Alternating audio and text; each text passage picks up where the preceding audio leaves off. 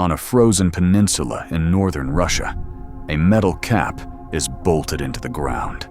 Beneath it lies the deepest vertical borehole humanity has ever drilled. For nearly 20 years, Soviet scientists drilled downward, not for oil, not for gold, but for answers. They reached 12,262 meters.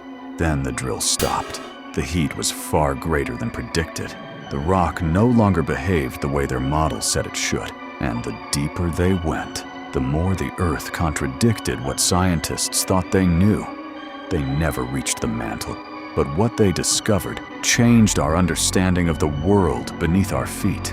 So, why did the deepest drilling project in history end? And what did it reveal about the planet below us?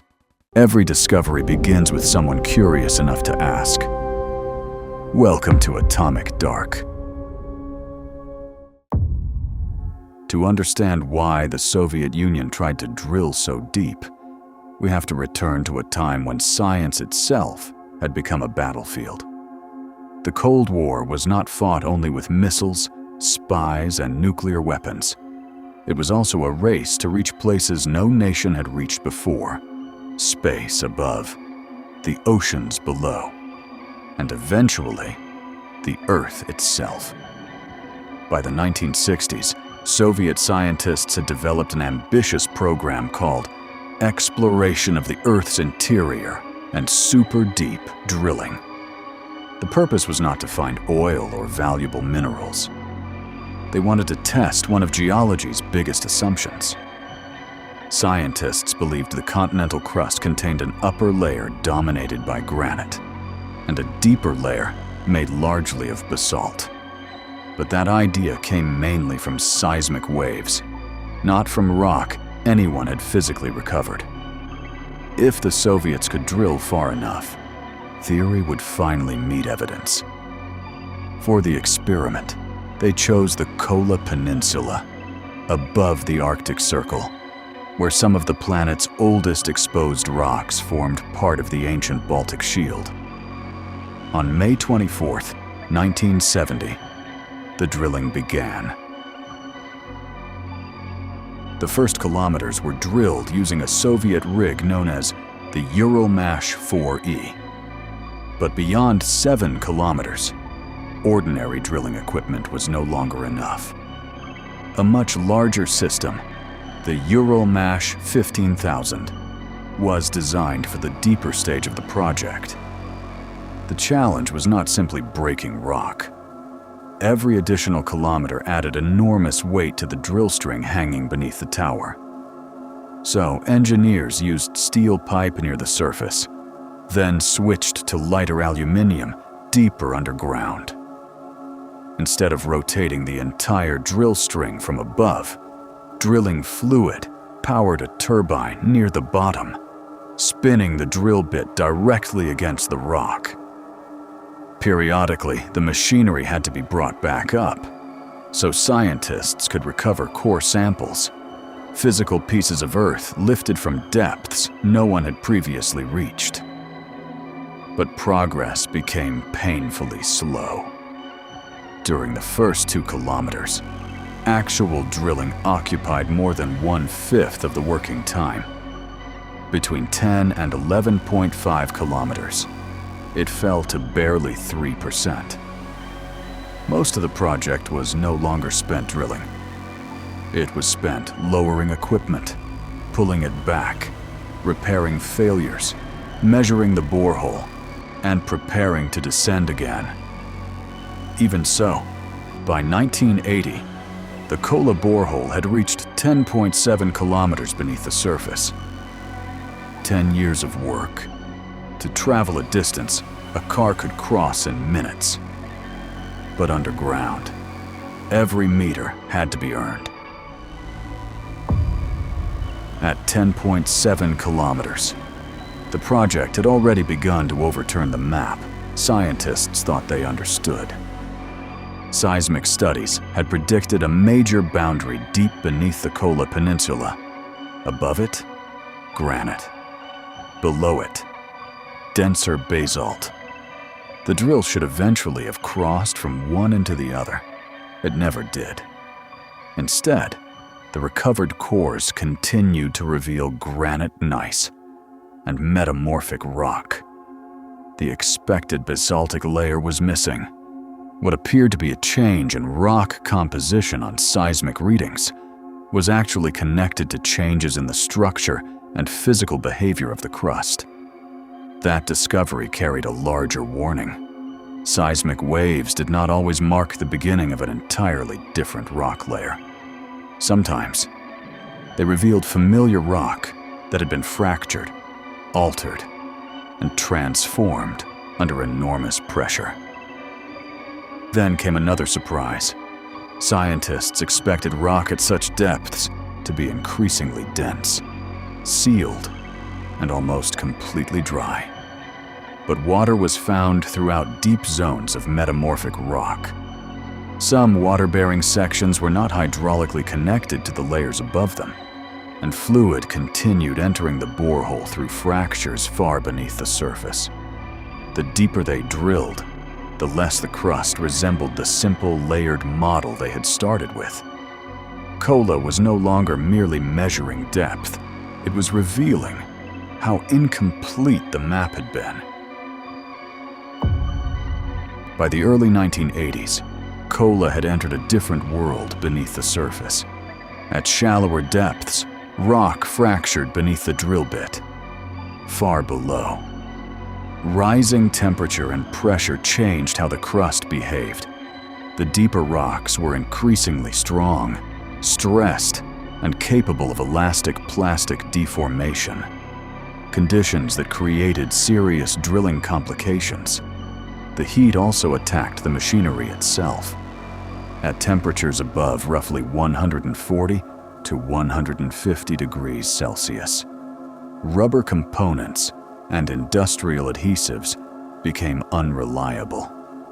Turbine bearings wore out rapidly, and engineers repeatedly had to modify drilling fluids, tools, and operating methods just to keep the borehole advancing. Then, the project suffered one of its most devastating failures. On September 27, 1984, after the borehole had reached 12,066 meters, approximately 5 kilometers of drill string twisted off and remained trapped underground. The deepest branch had to be abandoned. Engineers restarted from a shallower point and began drilling a new path through the crust. Years of progress had effectively been erased. In 1989, another branch finally reached 12,262 meters, the deepest vertical borehole ever completed. But the Earth continued resisting. Another major breakdown occurred in 1990. A new branch was started, but temperatures near the bottom approached 180 degrees Celsius, far beyond what the equipment could reliably tolerate. Drilling on that branch stopped at 11,882 meters in 1992. The original target had been 15 kilometers, but by then, every attempt to go deeper demanded more time, more repairs, and another gamble against the conditions below. By 1992, the drill had not stopped because the Soviets had reached the mantle. It stopped because the machinery, the rock, and the nation supporting the project had all reached their limits. Temperatures near the bottom were almost twice what engineers had originally expected. The rock deformed around the borehole, equipment became unreliable, and repeated side branches failed to surpass the record depth reached in 1989. Then, the Soviet Union collapsed. The state support that had sustained the enormous scientific program disappeared, and funding for super deep drilling evaporated. What had begun as one of the Soviet Union's most ambitious scientific experiments could no longer survive the new economic reality. This is where the real story was eventually buried beneath a myth. Years later, a recording circulated claiming that Soviet scientists had lowered a microphone underground and captured the screams of people trapped in hell. But the borehole never opened into a giant underground chamber. No credible scientific record supports the recording.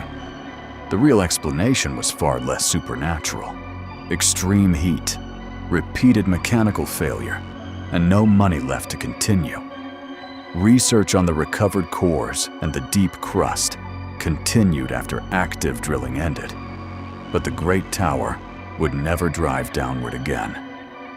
Over time, the facility deteriorated, much of the equipment disappeared, and the surviving borehole entrance was welded shut beneath a metal plate.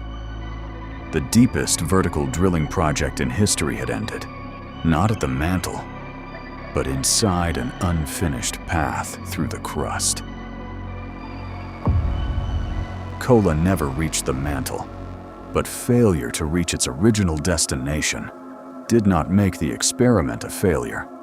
For the first time, scientists had direct access to kilometers of crystalline continental crust, not merely seismic echoes, surface rocks, or theoretical models. The recovered cores showed that the expected granite to basalt boundary was not where seismic interpretations had placed it. Familiar rocks could become fractured, folded, and physically transformed enough to produce signals that looked like an entirely different layer. Water-bearing fractures revealed that the deep crust was not uniformly sealed and dry. Temperature measurements showed that heat could rise far faster than drilling models predicted. And every damaged tool, distorted borehole, and abandoned branch became evidence of how rock behaves under conditions humans had never directly tested at such depth. Decades later, scientists are still studying material recovered from Kola, examining its minerals, fluid inclusions, thermal properties, and seismic behavior, with tools that did not exist when the drilling began. Other wells have since traveled greater total distances along curved or horizontal paths, but a major scientific review published in 2026 still identifies Kola at 12,262 meters as the deepest vertical borehole ever attempted. And even that record reaches only about 0.2% of the distance to the center of the Earth. 20 years of engineering, thousands of meters of recovered rock, and a hole deeper than any vertical path humans had created barely scratched the planet. The deepest drilling project in history did not reveal how close humanity had come to understanding the Earth. It revealed how much of the world beneath our feet remains unknown. Every discovery begins with someone curious enough to ask. This is Atomic Dark.